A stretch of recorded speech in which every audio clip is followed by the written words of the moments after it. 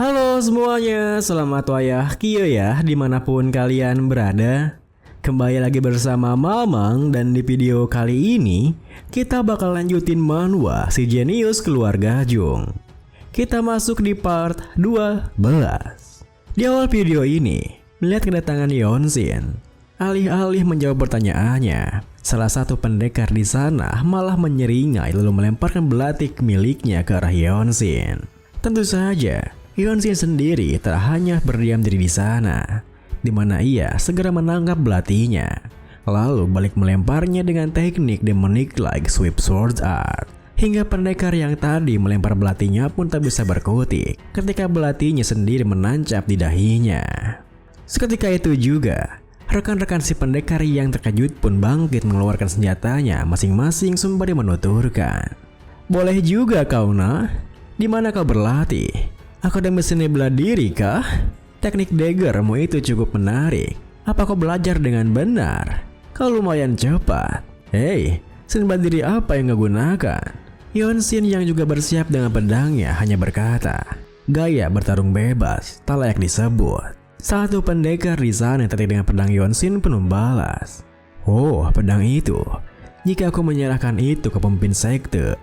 Namun, belum sempat ia menyelesaikan kalimatnya, Yeonshin telah lebih dulu membelah dua kepalanya. Lalu saat rekan-rekan si pendekar mulai terkejut akan hal yang terjadi, Yeonshin langsung menghabisi mereka dalam sekali gerakan dengan teknik demonic-like sweep sword art.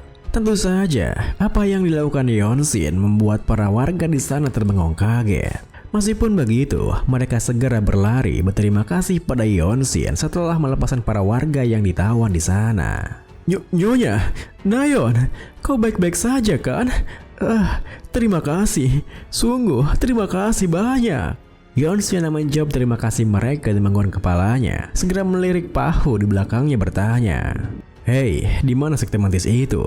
Pahu yang awalnya terbengong pun segera menunjuk ke sebuah arah berkata, Itu, mereka ada di sana." Dengan begitu, tanpa memedulikan para warga di sana yang terus memperhatikannya, Yeonshin pun melangkah pergi ke arah yang ditunjuk oleh Pahu, di mana setelah menemukan pintu gerbang yang bertuliskan sekte mantis di atasnya, tak numpah mengatakan apapun, Yeonshin langsung saja mendobrak masuk pintunya, yang tentu saja menarik perhatian para pendekar sekte mantis di sana.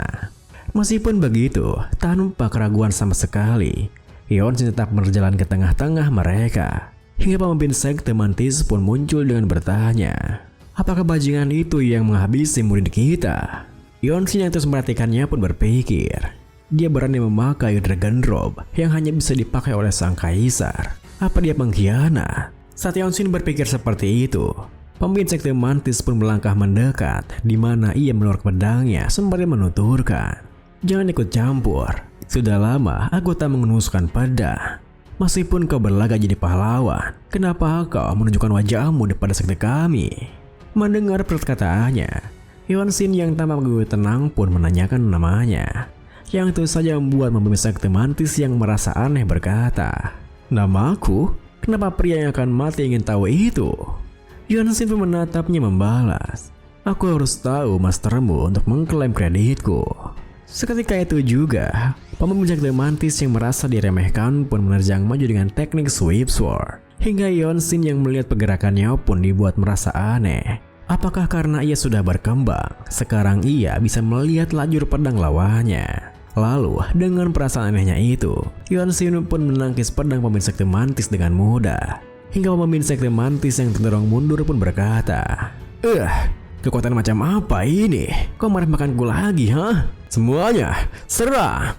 Mendengar perintahnya, para pendekar sekte mantis pun langsung bergerak bersama menyerang Yeonshin. Akan tetapi, bagi Yeonshin yang bisa melihat lajur pedang mereka, perbedaan jumlah mereka bukanlah masalah besar, di mana Yeonshin bisa dengan mudah menghindari serangan mereka, sekaligus menyerang balik dengan terus bergerak maju. Tentu saja, melihat sebagian besar para pendekarnya yang ditumbangkan dengan mudah oleh seorang pemuda yang entah dari mana datangnya, sontak membuat pemimpin sekte mantis terbelalak kaget. Ditambah lagi, pergerakan Yeonshin tak berakhir sampai di sana, di mana di sudut pandang Yeonshin, dalam pertarungan kelompok, kau harus mengambil inisiatif lebih dulu. Hal itu pun membuat Yeonshin tak bisa membuang-buang waktu. hingga ia langsung bersiap dengan tekniknya. Second step, true wall, yang menganggap pedangnya sebagai bagian dari lengannya. Lalu, saat pemimpin sekte mantis masih terbangun dengan apa yang terjadi, Yonshin sendiri telah melompat ke arahnya, di mana ia menebaskan pedangnya yang mampu membelah dua tubuh pemimpin sekte mantis, bahkan berefek pada lantai di belakangnya. Tentu saja, apa yang dilakukan Yonshin membuat para pendekar sekte mantis yang tersisa sekaligus bukan main. Ditambah lagi, Yonshin berkata, "Hari ini, aku akan menghancurkan papan nama sekte mantis." Seketika itu juga, para pendekar sekte mantis yang ketakutan pun berteriak, "Apa? Gila, panggil sekte Sword! Cepat panggil mereka!" Mendengar teriakan mereka, Yonshin yang tak menduganya pun bertanya, "Sekte Sword? Apakah maksudmu itu kultus Bloodblade? Apa kultus Bloodblade mendukung kalian?" Tentu saja, para pendekar sekte mantis yang tersisa tak serta-merta menjawab pertanyaan Yonshin. Hingga Yonshin pun mencekik salah satu mereka agar mau bicara. Benar, dia sedang tidur di pavilion sekarang." Mendengar hal itu, Yonshin yang merasa aneh pun berpikir, jika dia sungguh berasal dari kultus Bloodblade, sudah pasti dia tahu pertarungan ini. Saat Yonshin berpikir seperti itu, tiba-tiba saja ada sebuah pedang yang melesat ke arahnya. Meski begitu, berkat refleksnya yang luar biasa, Yonshin masih bisa menangkisnya tepat waktu. Hingga seorang yang melempar pedangnya pun muncul mengambil pedangnya kembali sembari berkata, "Kemampuanmu lumayan juga. Tak kusangka kau bisa menangkisnya." Melihat penampilan seorang yang baru muncul tersebut, Yonshin langsung menyadari jika seorang itu merupakan seorang Blood Demon Sword dari kultus Bloodblade pun. Segera teringat dengan perkataan Master Majin sebelumnya, di mana ia akan diakui sebagai Blue Warrior jika ia menghabisi sekitar 5 Blood Demon Sword. Tak peduli berapapun usianya, ia akan diakui. Hal itu pun membuat Yonshin tersenyum berkata, "Kau beruntung, tersisa 3 lagi." Tentu saja, apa yang dikatakan Yonshin membuat Blood Demon Sword di depannya merasa aneh. Ditambah lagi, Yonshin juga langsung menerjangnya. Karena pada saat itu Yonshin berpikir, "Aku harus mengakhirinya secepat mungkin. Kami berada di pusat sekte mantis. Jika ini berlanjut, kesempatan menangku akan semakin kecil." Dengan pikiran seperti itu, saat Blood Demon Sword bersiap untuk menyerang balik, Yonshin pun dengan cepat melanjutkan serangannya dengan teknik Eternal Blossom Fist Spiral. Lalu, karena serangan balik Blood Demon Sword terbatalkan, Yonshin pun segera mengakhirinya dengan menebas lehernya sembari berkata, "Tak ada kata-kata terakhir untukmu.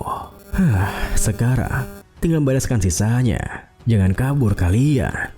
Dengan begitu, sekte mantis yang menguasai wilayah Lianhe pun runtuh hanya dalam beberapa jam. Hingga di saat Yonshin akan pergi dari sana, para warga Lianhe yang bersukacita pun mengantar kepergiannya dengan penuh rasa syukur. Karena Yonshin telah membalaskan dendam mereka. Bahkan Pahu yang menggendong mayat putrinya yang menjadi korban sekte mantis pun menuturkan, "Terima kasih Tuan. Bersama dengan pembalasan dendam kami, Anda telah membantu mengistirahatkan roh putri kami." Mendengar hal itu, Yonshin yang merasa aneh bertanya, "Si An itu termasuk wilayah Yongnan bukan? Bagaimana ini bisa terjadi?" Pahu yang sempat mendengar kabarnya pun berkata, "Sekte Yongnan sedang berperang dengan sekte Stiran Sword bukan?" Yonshin yang baru mendengarnya membalas, "Yongnan dengan Stiran Sword? Maksudmu?" Pahu menimpali, "Itulah mengapa selama dari Yongnan telah mengemasi barang mereka dan pergi ke Gunung Yongnan." Videonya pun diakhiri dengan, beberapa jam kemudian, jalannya kembali ke penginapannya di Xi'an. Yonshin yang mengingat saudaranya di sekte Yongnan setelah mendengar kabar dari Pahu berpikir, jika lawannya adalah sekte Stiran Sword, sekte Yongnan pasti mempertaruhkan nyawa mereka. Itu akan berakhir hanya dengan kematian beberapa master. Kakak dan si bungsu ada di sana. Aku harus pergi ke Yongnan. 13 Hippens adalah faksi yang berkuasa di dunia bela-diri unortodok. The Sword Fortress pasti akan melakukan intervensi militer dan mengalahkan Master sekte Stiran Sword. Karena itu akan memberikan merit. Master Mujin pasti akan setuju.